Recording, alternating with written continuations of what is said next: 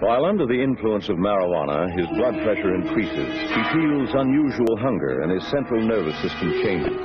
With a distortion of sight and sound, time is suspended. I was in high school during the mid-1980s, and the impression that we were under is that marijuana was as bad as cocaine, was as bad as PCP.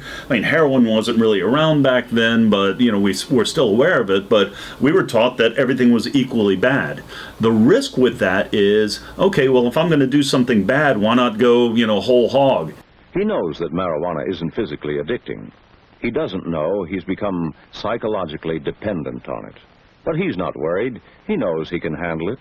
In time, the continued use of marijuana causes psychic and physiological changes in his body. I think that a lot of people have finally come full circle and realized that marijuana isn't nearly as dangerous as it was made out to be during the 1980s and the entire war on drugs nonsense. This is your brain on drugs.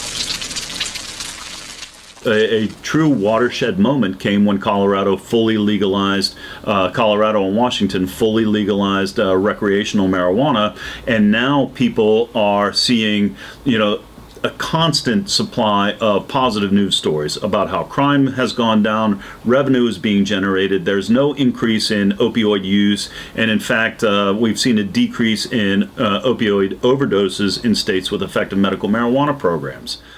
Every now and then you still hear someone say gateway drug as if it's a foregone conclusion. He's been dragging the weed now long enough to want to try a bigger kick. In his present frame of mind, the bigger, the better. But to those people I say, if marijuana was a gateway drug, why wouldn't we see an increase in opioid use in Colorado as opposed to a decrease? If marijuana is a gateway drug, why do we see an over 25% reduction in prescription opioid overdose deaths in states with effective medical cannabis programs? That type of information is coming out there. Finally, we are getting our message across.